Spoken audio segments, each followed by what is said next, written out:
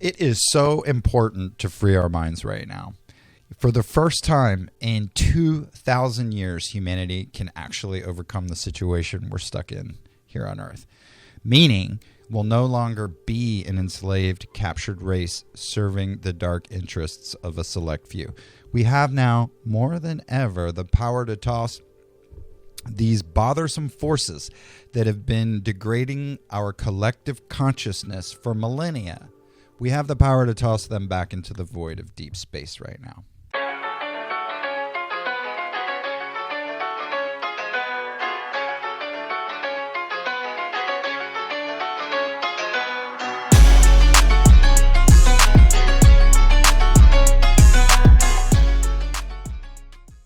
And, it's been almost demonic watching them as more and more are coming out of the woodwork in light of recent Supreme Court rulings.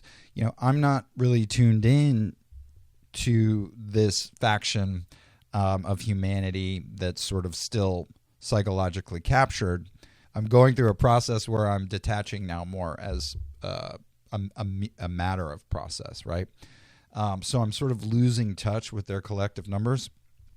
But, again, collectively, I see more and more people sort of laughing and snickering at their outrage rather than fearing it, which is a very, very good sign to me, right? On the powerful side of things, the news is very good because the energy is shifted. It's shifted collectively from hope to expectation, right? We've become expectant for a new reality rather than hopeful for a new reality. And this is a super powerful indicator of where we are in the manifestation journey. This is the point in manifestation when we know change is coming. We don't think it will, we know it will. So it's not a matter of if, it's a matter of when. And the more we know this, right, the faster in time our manifestation will get here. Now, when we talk about waking up, we're referring to what for many is only the beginning, right? And when a person decides to have the willingness to wake up, they're accepting what comes after the decision to do so, which is actually the real work of changing a personality, to allow the mind to think and create differently than it has in the past, to have new thoughts in place of the outdated malware. And for a lot of people, this is the primary reason not to want to wake up in the first place, because dealing with the new understanding that overtakes our reasoning after we've woken up means that we're going to have to change everything or a lot about ourselves if we're going to overcome the lies that we've been living under. And so while in the midst of the insanity, it's not that we don't know on some level our lives are careening out of control with untreated trauma and mental illness sort of at the wheel, driving our lives into a ditch, as is the case for a lot of Americans right now, who are so sort of conspicuously exposing themselves. It's that, we don't want to address the reality we're confronted with once we admit that an insane person has been running our lives for us. It's not fun to admit we're crazy, and it's even less fun to do the work and rehabilitation to stop being crazy. So most of us are content to live as crazy. And, we have access to only a small portion of our true selves. And we wind up living, fractured lives as hosts to some illness that's served to us by our captors. We don't even know it. And it's all because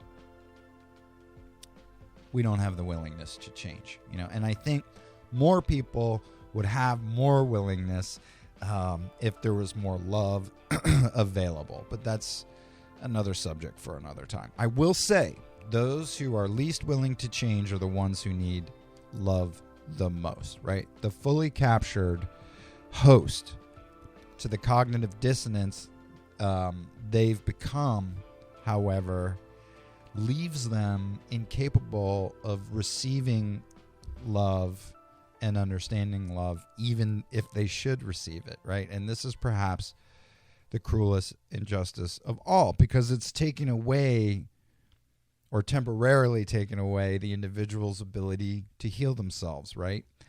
And, their lives have become paradoxes. And as someone who at one point in his life, okay, did have the courage to admit that he was behaving in a way that could easily be classified as insane, I'm telling you, it's not as bad as you think, right? Living in denial is much worse. In retrospect, when I was living in delusion, my best day was still worse than my worst day as a sane person.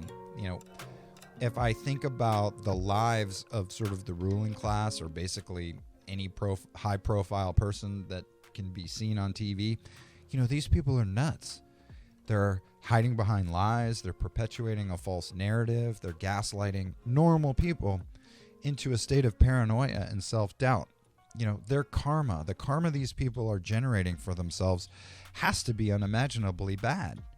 And for those who share the beliefs and sort of act upon the behest of these maniacs that are sort of running things from the television, these people are living with the same bad karma. And until now, this collective bad karma has sort of kept us all stuck. But this is now changing. That's why it's so important to free our minds right now, because enough people have already shifted.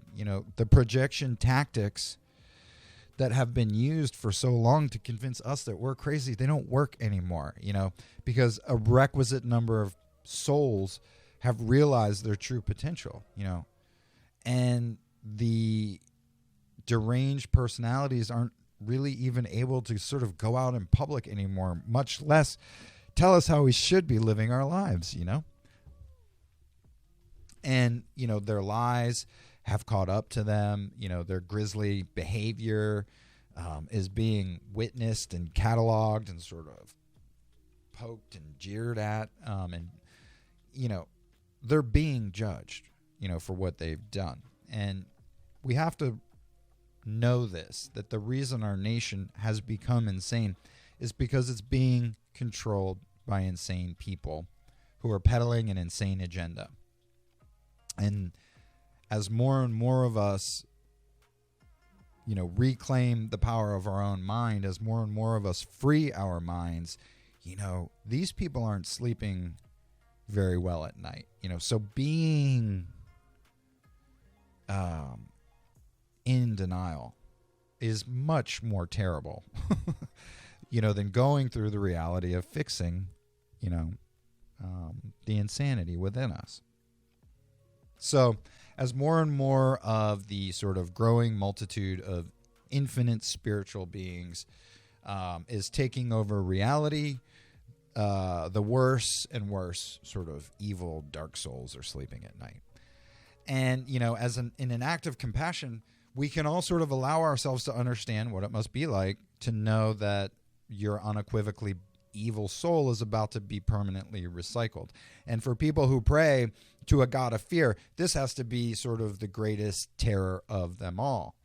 And, now we're starting to sort of know and embody that insanity is a projection, right? It's a trick that's used by dark forces or dark people that declares that which is sane to be crazy and that which is crazy to be sane. It's a tactic that's used by the mind to blame others who are innocent while denying any mistakes made by the self, to allow the ego to expand over time with each lie, right?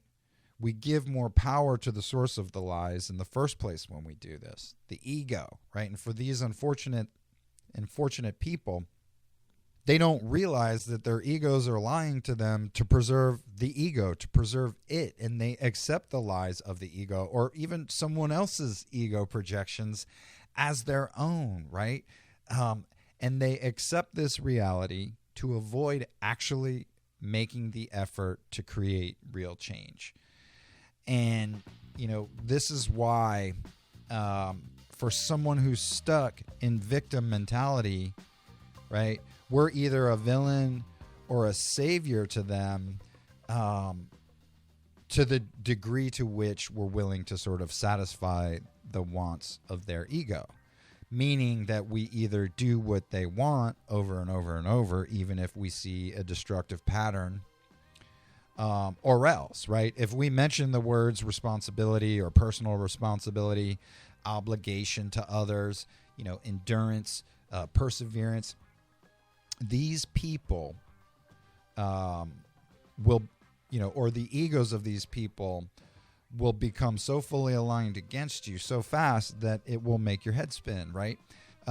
It's a rationalization that they live by that tells them it's okay for me to suffer under a lie if it protects the interests of their ego. And, this is a form of gaslighting. And this gaslighting, for the sort of uninitiated, has led to sort of a cognitive dissonance mentality that, if accepted by the uninitiated mind as reality, leads them right back to insanity, right?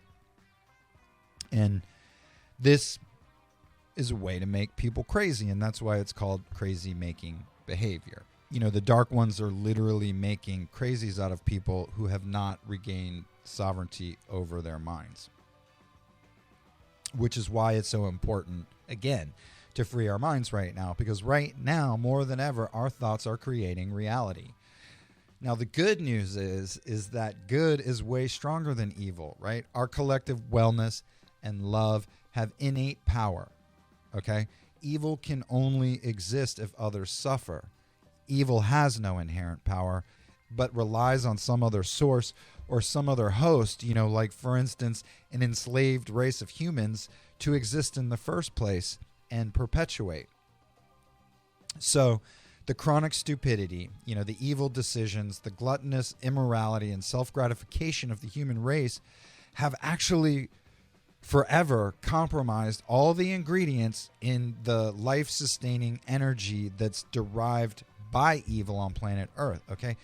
Through our egregiously bad behavior, we've been sustaining them, okay? That's their energy source.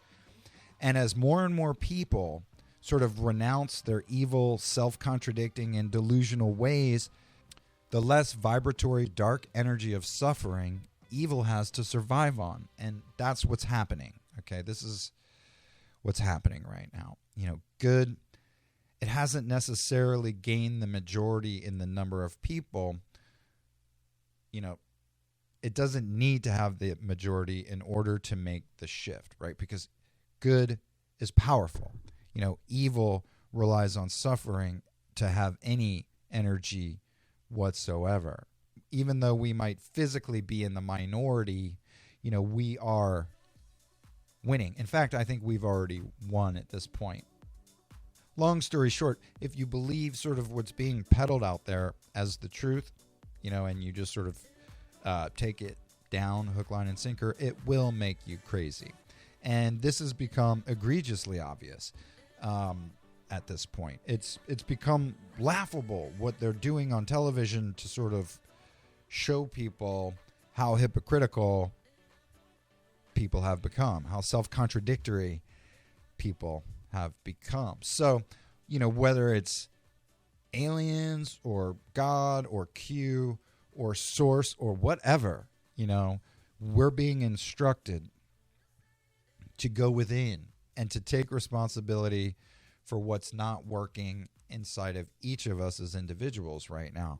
And we need to heal that, and we need to reverse and transmute and do whatever we need to do so that we can get back to admiring and celebrating and loving the person that we've become and the person that we have the power to be, instead of some evil, little scrap of a human that the evil ones have convinced us into being. And in doing so, we'll learn that there's no separation between I and you, or you and me. There's no separation between any of us, and that we are infinitely powerful beyond our own awareness. Sadly, though, there are so many contradictions and such hypocrisy across the board.